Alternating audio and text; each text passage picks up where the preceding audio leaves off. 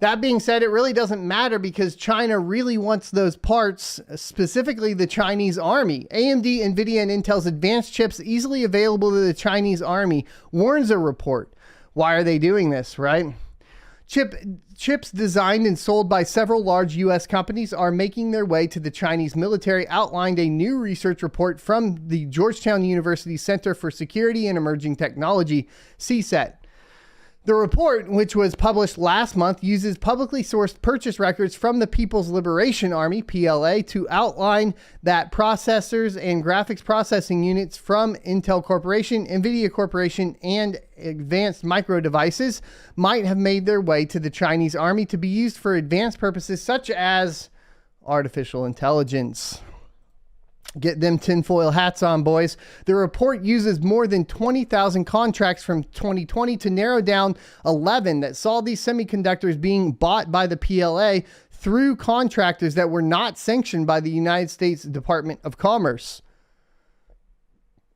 The report starts out by taking a look at 66,321 tenders published by the Chinese military to narrow down 21,088 that sought supplies of equipment, including technology products. These were then scanned for several keywords mentioning processors, GPUs, microprocessors, and others to narrow down the contracts that would have helped the PLA in building its AI capabilities. This keyword analysis significantly narrowed down the scope of the research and led to 323 contracts, out of which 24 explicitly mentioned advanced products, GPUs, ASICs, and FPGAs.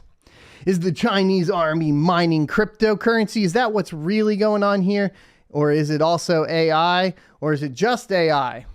CSET goes on to caution that the actual number of orders placed by the PLA could be significantly higher since its research is limited only to declassified records. It outlines that during the same time period from March to December 2020, the PLA had also awarded close to 2,000 classified contracts, and any of these would be related to AI products.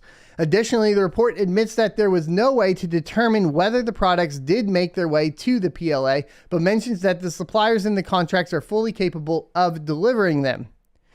And basically, you do have some quantities here, like the Titan 5, 10 of them, and the Jetson TX1, 4 of them. And these are essentially all probably being used for AI research by the PLA, which is specifically the Chinese army. The 11 contracts each listed a specific product from either Intel, NVIDIA, or AMD, and most of them also specified the number of units requested.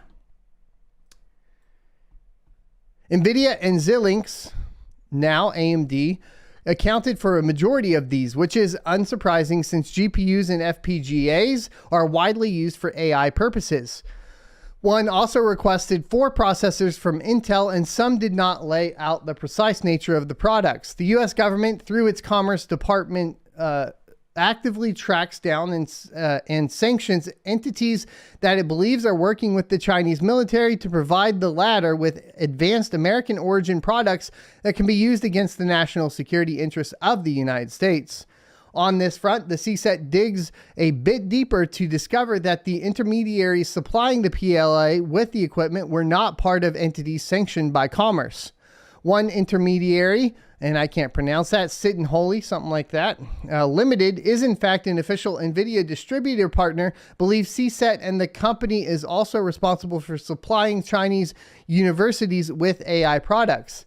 Another, the Beijing Hensing Technology Company Limited, appears to be a front company to provide the Chinese government and military with technology products, suggests the CSET. Of course, because every company in China is controlled to some extent by the Chinese government and, of course, by nature and relation, the Chinese military. To bolster its case, the research report states that email addresses for Beijing are also used by dozens of other Beijing-based technology consulting companies. The report concludes by explaining that the U.S. government is constrained in its ability to eliminate Chinese access to advanced technology products since it has to strike a balance between geopolitics and the local industry and national security implications. I think like all of us have been aware of AI and some of the amount of power it presents is astronomical, especially as we keep moving forward in technology. And the first, I mean, honestly, like the first country to really get AI and solve AI to the point to where it can, you know, do some very dangerous things on even just on the web. It will be the country that basically the country that controls AI is the country that will control the world. That is pretty much, I think, a moot point, not a moot point, an important point, not moot. Let me be clear. I don't know why I said moot point. It's a very important point when we're discussing, you know, obviously geopolitics and who you would trust with AI. Would I trust, you know, the American government over the Chinese government? Probably, but not much more, right? I think AI is very dangerous, and it's one of those technologies that will eventually, you know, need to be handled with great care. And I fear that we aren't very good as humans at handling great technologies with great care, especially on their inception. So initially there's some sort of huge blowback or big, you know, devastating event when that comes into play.